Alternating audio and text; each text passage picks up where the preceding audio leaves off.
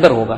Bush اس کا سربراہ ہے. اس کے جو تھنکرز اور فلاسفرز ہیں پال وولفوویٹس, ڈونلڈ رمسفیلڈ, رچرڈ پرلے, اور اس قسم کی پوری کمیونٹی ہے کہ جو اے پیک کے ممبرز یعنی اسرائیل امریکن کونسل ایک ہے جو اے پیک, جو کہ بنیادی طور پہ ظاہر میں یہ عیسائی ہیں, حقیقت میں یہ یہودیوں سے بڑھ کر یہودی ہیں. یہودیوں نے کوئی پرانی اپنی کتابوں سے کوئی نقشے نکالے ہیں کہ جو موسیٰ علیہ السلام کے زمانے سے مصر سے لے کر عراق تک اور شام سے لے کر مدینہ تک ایک ریاست کی قائم کرنا چاہتے ہیں. تو گریٹر اسرائیل کا ٹیک اوور کیا گیا ہے ایک چھوٹے سے پیچ کو بڑھتے بڑھتے بڑھتے. اگر آپ اسرائیل کا وہ نقشہ جو 1946 میں اسرائیل بنا تھا, یعنی فلسطین کی ریاست, فلسطین کے اس علاقے میں جو سفید اس نقشے میں آپ دیکھ رہے ہیں اسکرین پہ آپ کو نظر آئے گا, وہ اسرائیل تھا. جو سبز تھا وہ سارے فلسطینی مسلمان علاقے تھے.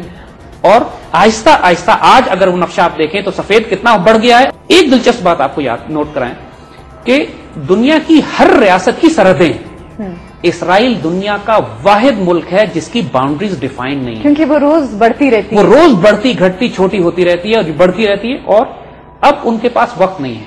اب وہ یہ چاہتے ہیں کہ اب چونکہ پچھلے 100 سال سے وہ کوشش کر رہے ہیں, 46 سے لے کے آج تک انہوں نے صرف فلسطین کا علاقے پر بھی پورا قبضہ نہیں کیا. اب چونکہ ان کے حمایتی جو کرسچن زائنسٹ ہیں وہ امریکہ کی طاقت پوری اختیار ان کے پاس ہے, اور یہودی اسرائیل کرسچن زائنسٹ کو استعمال کیا جا رہا ہے پورے مڈل ایسٹ میں تلاطم اور فساد برپا کرنے کے لیے, تاکہ اسرائیل کی سرحدوں کو بڑی تیزی سے پھیلا کر عراق تک اور نیچے مدینہ تک اور مصر تک اس طرف اور اوپر شام تک لے جایا جائے.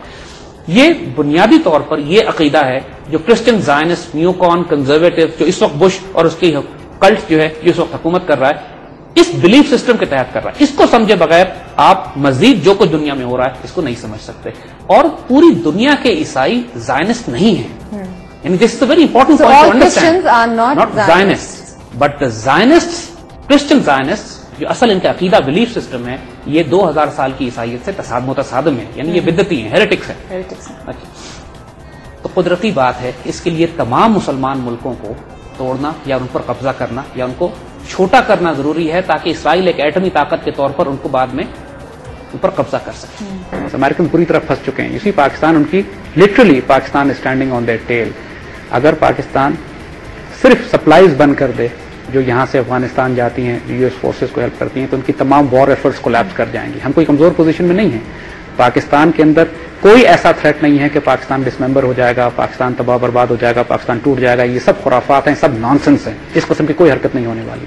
وزیرستان میں ہم نے وہ نہیں کیا جو یہ چاہتے تھے. دے وانٹڈ کہ ہم اتنا بھڑکا دیں اپنے ٹرائبلس کو, اتنی بڑی جنگ مسلط کر دیں کہ پشتون خود غصے میں کہیں کہ ہم پاکستان سے الگ ہونا چاہتے ہیں. Pakistan is in a very strong position. American بری طرح پھنس چکے ہیں افغانستان میں. ان کے پاس بچ نکلنے کا راستہ کوئی نہیں ہے. They are taking losses there. NATO is trying to withdraw itself. British are talking of dialogue with Taliban. ہم ایک دن میں امریکن وار ایفرٹس افغانستان میں کولیپس کرا سکتے ہیں. 9/11 انہوں نے خود کنڈکٹ کرایا تھا. ان کے اپنے لوگ یہ بات کر رہے ہیں, اور دنیا میں وار آف ٹیرر کی امبریلا میں یہ پوری دنیا میں فساد برپا کر کے فورس ریپوزیشننگ کر رہے ہیں. So now they have lost the moral high ground. ان کی اکانومی تباہ ہو رہی ہے. This is the time that Pakistan should engage directly Taliban. At the same time bring the Muslim world on board in deciding what to do with al Qaeda. یہ al Qaeda صرف پاکستان کا issue نہیں ہے, کسی وجہ سے. There is a reason. فلسطین میں القاعدہ نہیں ہے. Hamas is not al-Qaeda. Kashmiri mujahideen are not al-Qaeda. The Chechens are not Al-Qaeda. Iraqi resistance is not Al-Qaeda. And similarly, Ikhwan al-Muslimun in Egypt are not. So what is the difference? Why is that so? Al-Qaeda اور ان کو discuss کرنے کے لیے Pakistan should make a Muslim bloc. وہ براہ راست پاکستان کی ریاست کو, پاکستان کے لوگوں کو نقصان پہنچائے. اور یہ دہشت گردی کی ایک پوری تحریک ہم پاکستان میں اس وقت دیکھ رہے ہیں, اس کا فائدہ پاکستان کو نہیں ہمارے دشمنوں کو ہو رہا ہے. War on terror is just a mere propaganda. It's just a propaganda, it's not a war on terror. اب چائنا کے خلاف جو لڑ رہے ہیں تو وار آن ٹیرر تو نہیں کر رہے ہیں. جب دے آر انسرکلنگ دی رشیا اور اینٹی بیلسٹک مسل شیلڈز لگا رہے ہیں ایسٹ یورپ میں اور ایشیا پیسفک میں, so that's not war on terror. This is a global nuclear war which they are preparing for. Pakistan کی اتنی زیادہ اہمیت ہے اور ہماری اتنی زیادہ طاقت ہے اللہ کے فضل سے کہ ہماری ہاں اور نہ میں دنیا کے فیصلے ہوں گے. یہ بات میں صرف خیال میں نہیں کہہ رہا ہوں. We are strategically located as such کہ if we say no, if we block the road, if we block the water ways, if we block the supply, if we control, if we play our cards well, کہ دنیا کو ہماری مرضی لینی پڑے گی اس پورے ریجن میں فیصلے کرنے سے پہلے. And we are in a very strong position to do that. اللہ کے فضل سے جو تھریٹ تھا انیشلی 9/11 کے بعد وہ ٹلا. زائنسٹ have been on the defeat.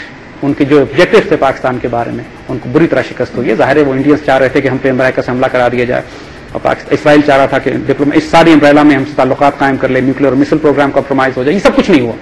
اگر آپ اس اکنامک سسٹم کو سمجھ جائیں جس کی وجہ سے یہ جنگیں برپا ہو رہی ہیں، جس کی وجہ سے یہ دنیا کو قوموں کو غلام بناتے ہیں، اس میں ورلڈ بینک کا رول کیا ہے، IMF کا رول کیا ہے، UN کا رول کیا ہے، کہاں یہ گولڈ کرنسی پیپر کرنسی میں تبدیل ہوتی ہے، اور کہاں یہ کس طریقے سے یہ زائنسٹ بینکنگ سسٹم فیڈرل ریزرو اور بینک آف انگلینڈ اور سوئس بینکنگ کس طرح یہ آپریٹ کرتے ہیں دنیا میں اپنے کفر کے نظام کو قائم کرنے کے لیے. اور ہمیں اس میں کوئی شبہ نہیں یہ کہتے ہوئے کہ دیکھیے کہ جس مسیحا کا یہ لوگ انتظار کر رہے ہیں یہودی، مسلمانوں کی زبان میں اس کا ایک نام ہے، مسلمان اس کو دجال کہتے ہیں.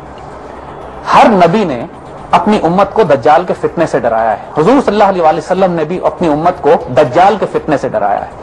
یہ جو نظام قائم ہو رہا ہے، یہ جو گریٹر اسرائیل اور اس کے بعد پوری دنیا میں اپنا نظام قائم کر کے لوگوں پر غلبہ اور لوگوں پر قبضہ کرنا چاہتے ہیں اور ان کو غلام بنانا چاہتے ہیں، یہ بنیادی طور پر دجال کا ایک نظام ہے. ہم یہ صرف غصے میں یا صرف جذبات میں آ کے یہ بات نہیں کر رہے. کس طرح اینٹی کرائسٹ یا دجال یا یہ فرعون کا یہ نظام جو انہوں نے قائم کیا ہے، یہ ان کے لیے کتنی بڑی مذہبی اہمیت ہے ان کی نظر میں کہ اس نظام کو قائم کرنا. کہ پہلا سوال لوگوں کے ذہنوں میں یہ ہوگا کہ آج یہ باتیں آپ کر رہے ہیں تو ہمیں کسی اور سورسز سے یہ باتیں کیوں نہ معلوم ہوئی.